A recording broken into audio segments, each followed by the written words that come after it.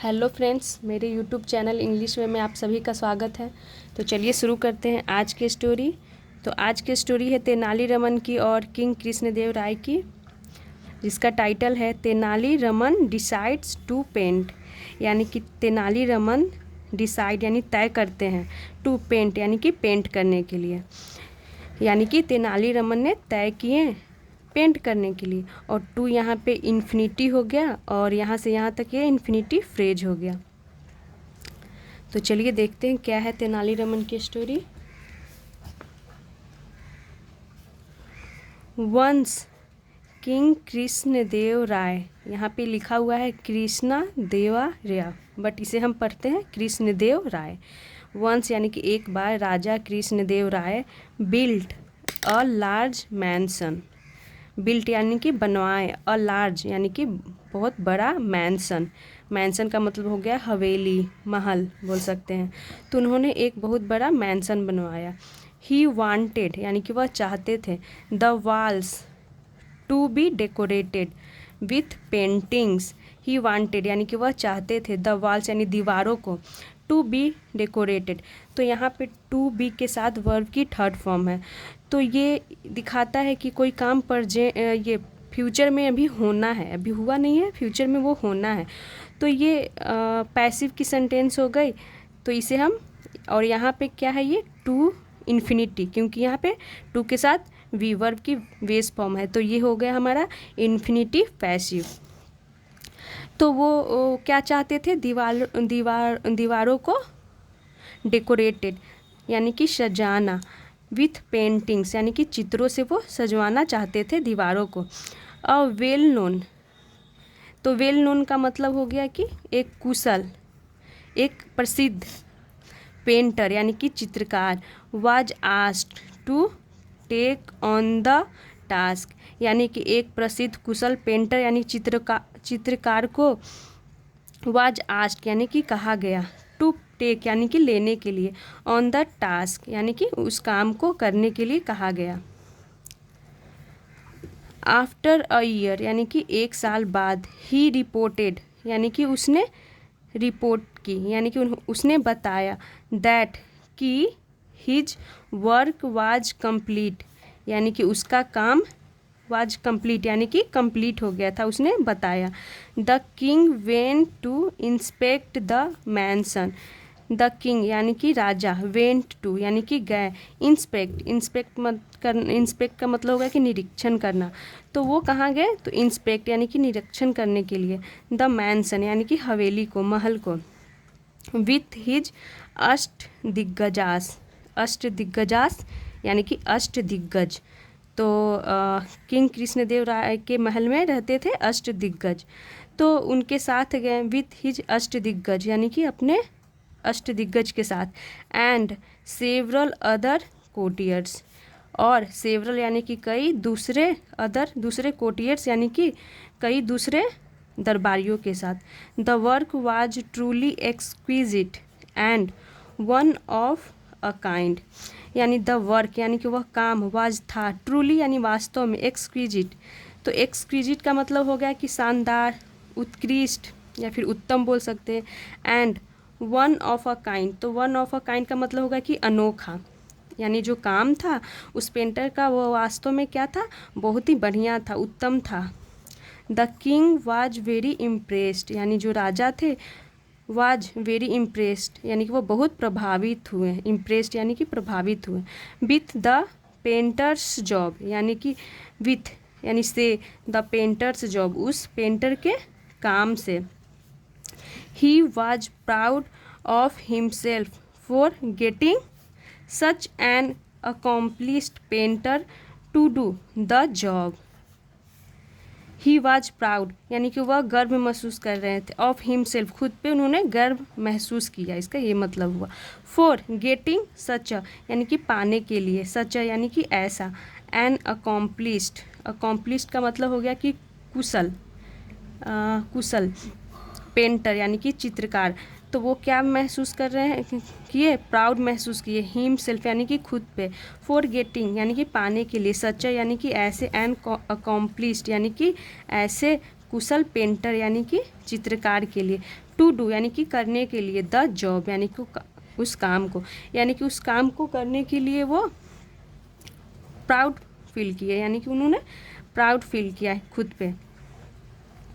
Just then तभी Tenali Raman spotted that one of the figures did not have a limb. तो यहाँ पे B है पर यहाँ पे बी साइलेंट होता है, इसे पढ़ते हैं लिम्ब। तो जस्ट देन तभी तेनालीरामन स्पॉटेड यानी कि तेनालीरामन ने देखा, डैट कि वन ऑफ द फिगर्स, इसका मतलब हो गया कि वन ऑफ द फिगर्स यानी कि उन आकृतियों में से एक, डिड नॉट हैव यानी कि नहीं था, अ लिम्ब यानी कि एक अंग नहीं था, यानी उन चित्रों में से एक में क्या नहीं था, एक अंग नहीं था। और हैव यहाँ पोजीशन को दिखाता है। He pointed it out to the king,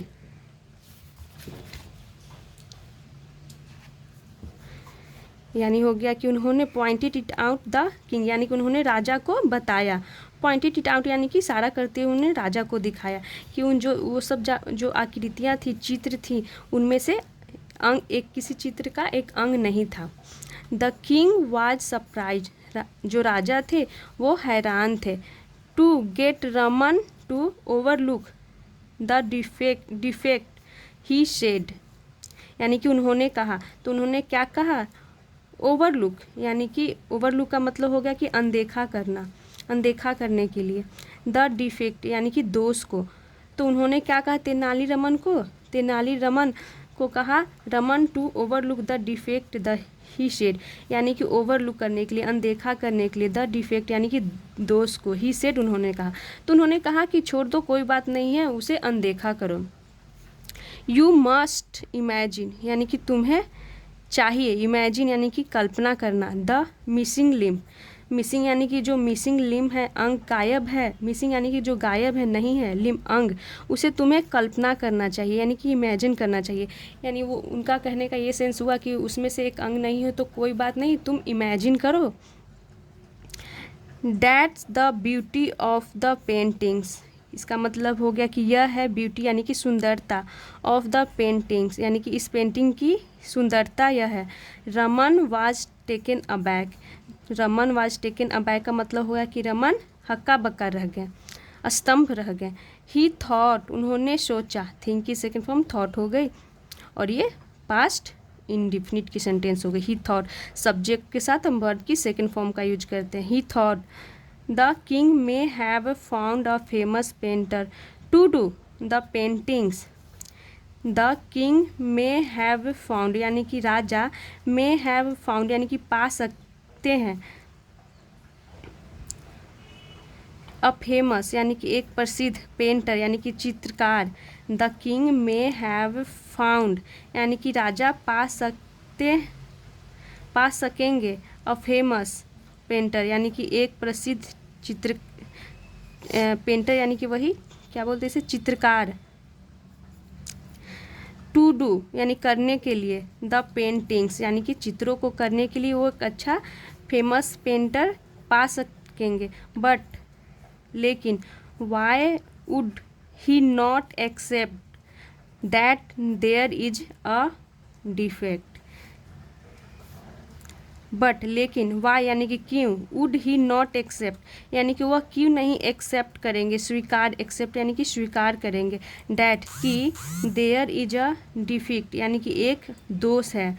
so he decided, उन्होंने तय किया, to make the king understand, तो उन्होंने क्या तय किया, to make the king understand यानी कि राजा को समझाने के लिए उन्होंने तय किया, डैट कि one must always accept the truth no matter how bitter it is. तो उन्होंने क्या तय किया कि राजा को वो खुद समझाएंगे, क्योंकि राजा ने तेनालीरामन से कहा कि कोई बात नहीं है, तुम बस इमेजिन कर लो कि वहाँ पे ये चीज़ है, तुम इसकी सुंदरता को देखो, ये मत देखो कि उसमें क्या मिसिंग है। तो राजा की बातों को सुनकर तेनालीरामन हक्का बक्का रह जाते हैं और वो सोचते हैं, उन्होंने तय करते हैं कि मैं तेनालीरामन को मैं समझाऊँगा। That one must always accept यानी कि अंडरस्टैंड कि वन यानी कि हमें, मस्ट यानी चाहिए, ऑलवेज सदैव, एक्सेप्ट यानी कि स्वीकार करना चाहिए, द ट्रूथ यानी कि सच्चाई को, नो मैटर यानी कि नो मैटर का मतलब हो गया फ़र्क नहीं पड़ता, हाउ यानी कि हाउ बिटर इट इज़ यानी कि कितना यह कड़वा है, यह फ़र्क नहीं पड़ता, हमें सच्चाई को स्वीकार करना चाहिए। आफ्टर सम डेज यानी कि कुछ दिनों के बाद, he went to the king's court, he went यानी कि वह गए, तो कहाँ गए, द किंग्स कोर्ट यानी कि राजा के दरबार में, यहाँ पे ये अपोस्ट्रोफी एस है, इसका मतलब हो गया राजा के दरबार में, एंड सेड और कहा, योर मजेस्टी यानी कि महाराज, योर मैंसन हैज़ इंस्पायर्ड मी यानी आपका जो महल है, भवन है, हैज़ इंस्पायर्ड मी वो मुझे इंस्पायर्ड किया है यानी कि प्रभावित किया है। और ये जो सेंटेंस है योर मैंसन हैज़ इंस्पायर्ड, ये हमारी प्रेजेंट परफेक्ट की सेंटेंस हो गई। टू पेंट यानी पेंट करने के लिए, and today I have organised यानी कि मैं, टू पेंट करने के लिए, और टुडे आज, आई हैव ऑर्गेनाइज्ड यानी कि मैंने आयोजन किया है, ये भी प्रेजेंट परफेक्ट की सेंटेंस हो गई। एन एग्जीबिशन यानी कि एक, एग्जीबिशन का मतलब हो गया कि प्रदर्शनी, ऑफ यानी कि माई पेंटिंग्स यानी कि मैंने आयोजन किया है, एग्जीबिशन यानी कि एग्जीबिशन का मतलब हो गया प्रदर्शनी, माई पेंटिंग्स यानी कि अपने चित्रों का। I would like to invite you, इसका मतलब हो गया कि मैं आपको, यू यानी आपको इनवाइट करना चाहूँगा, I would like to invite you यानी मैं आपको इनवाइट करना चाहूँगा। To visit my exhibition, to visit यानी आने के लिए, माई एग्जीबिशन यानी कि मेरे प्रदर्शनी में। द किंग अग्रीड यानी राजा मान गए। When the king visited the exhibition यानी कि जब राजा, विजिटेड यानी कि आए, द एग्जीबिशन प्रदर्शनी में, ही वाज शॉक्ड यानी कि वह हैरान हो गए। टू फाइंड यानी कि पा करके, दैट कि Raman had hung strange paintings यानी जो रमन थे, हैड हंग उन्होंने वो लटकाए हुए थे, टांगे हुए थे, स्ट्रेंज यानी कि अजीब, पेंटिंग्स यानी अजीब चित्रों को, ऑल अराउंड द रूम, इसका मतलब हो गया ऑल अराउंड यानी कि चारों तरफ रूम में वो अजीब तरह के पेंटिंग टांगे हुए थे। ऑन वन कैनवास, इसका मतलब हो गया कि एक कैनवास के ऊपर, तो कैनवास जिस पे चित्र बनाते हैं, पेंटिंग करते हैं, उसे कैनवास बोलते हैं। ऑन वन कैनवास यानी कि एक कैनवास पे, there was a picture of a food यानी एक कैनवास पर देयर वाज अ पिक्चर यानी कि पिक्चर थी, चित्र थी, ऑफ अ फूड एक पैर की। तो यहाँ पे there as a introductory word है, जब सब्जेक्ट सेंटेंस में हमारा कोई सब्जेक्ट नहीं होता है तो हम देयर का यूज करते हैं। जैसे कि एक पिक्चर थी, तो कैसे बोलेंगे, तो इसमें कोई ये सब्जेक्ट ही नहीं है तो देयर का यूज करते हैं। देयर वाज अ पिक्चर यानी कि एक चित्र थी, ऑफ अ फूड यानी कि पैर की, यानी एक कैनवास पे सिर्फ पैर का चित्र था। ऑन अनदर कैनवास यानी कि दूसरे कैनवास पे, there was a painting of a hand यानी कि दूसरे कैनवास पे थी अ पेंटिंग यानी कि एक चित्र, ऑफ अ हैंड यानी कि एक कैनवास पे सिर्फ फुट का चित्र था यानी कि पैर का, और एक कैनवास पे हाथ का चित्र था। देख सकते हैं इस पिक्चर में, यहाँ पे हाथ का चित्र है और इधर पैर का, और कुछ इधर चित्र है, और एक यहाँ पे आदमी का है, उसके जो हाथ है पैर अलग अलग पेंट करके टांगा हुआ है। तो ये चित्रों के द्वारा तेनालीरामन राजा को कुछ समझाना चाहते थे। द किंग आस्क्ड यानी कि राजा ने पूछा, आई एम सॉरी यानी कि मुझे खेद है, but I do not find these pictures very beautiful यानी कि मुझे खेद है लेकिन आई डू नॉट फाइंड यानी कि मुझे नहीं लगता, फाइंड दीज यानी कि दीज पिक्चर यानी कि ये जो सभी पिक्चर्स हैं, तस्वीरें हैं, वेरी ब्यूटीफुल यानी जो सभी पेंटिंग्स हैं, चित्र हैं, वो मुझे अच्छे नहीं लगते, मुझे खेद है लेकिन मुझे ये जो चित्र हैं ये सभी मुझे अच्छे नहीं लगते। और दीज का यूज इसलिए किया गया है जब कोई भी चीज़ एक से ज़्यादा हो और हमारे नज़दीक हो तो हम दीज का यूज करते हैं। यू हैव ओनली पेंटेड, तुमने केवल, ओनली यानी केवल, पेंटेड यानी कि आपने केवल पेंट किया है, इसका ये मतलब हो गया यहाँ से यहाँ तक ले, आपने केवल पेंट किया है। द लिम्स यानी कि अंगों को, आपने केवल पेंट किया है अंगों को। Where is the rest of the person यानी वेयर इज कहाँ है, द रेस्ट यानी कि रेस्ट का मतलब होगा कि बचा हुआ जो आदमी है, ऑफ द पर्सन यानी आदमी, जो बचा हुआ आदमी है वो कहाँ है। आपने सिर्फ ये अंगों को चित्र किया है, ये राजा पूछते हैं कि और कहाँ है। मुझे माफ़ करिएगा लेकिन आपका चित्र मुझे अच्छा नहीं लगा। रमन स्माइल्ड, रमन मुस्कुराए एंड सेड और कहा, योर मजेस्टी यानी कि महाराज, one must imagine the rest of the person यानी कि महाराज, वन यानी कि हमें, मस्ट यानी चाहिए, इमेजिन यानी कि कल्पना करना, the rest of the person, तो रेस्ट ऑफ द पर्सन का मतलब होगा कि बचे हुए आदमी का हमें इमेजिन करना चाहिए। कि डैट इज द ब्यूटी, तो that is the beauty of these pictures यानी इसका मतलब हो गया कि यह है द ब्यूटी यानी कि सुंदरता, ऑफ दीज पेंटिंग्स यानी इन चित्रों का, यह है सुंदरता इन चित्रों का। यानी कि जैसा पहले किंग ने बोला था वैसा ही तेनालीरामन ने किया कि यही सुंदरता है, हमें इमेजिन करना चाहिए, जैसे किंग बोलते हैं वैसे ही बोलते हैं। द किंग वाज असेम्ड, अब राजा को समझ में आ गया वो बात।